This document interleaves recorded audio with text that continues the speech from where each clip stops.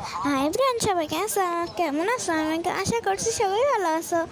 আর আজকে আমরা যাচ্ছিলাম একটু বাইরে, তো মানে বাসায় বললেও চলে।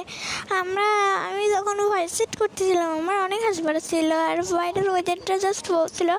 সবাই রেডি হওয়া হয়নি, আমি রেডি হয়ে একা একাই বসেছিলাম। কুষ্টিয়ায় আসছি পরিমাণ টাওয়ারে। কালকে আমরা গেছিলাম, তো ওখানে একটা তুফান তুফান শাকিব খানের সিনেমা হইতেছিল। সিনেমাটা মাশাআল্লাহ এত সুন্দর ছিল, আমি দেখছি।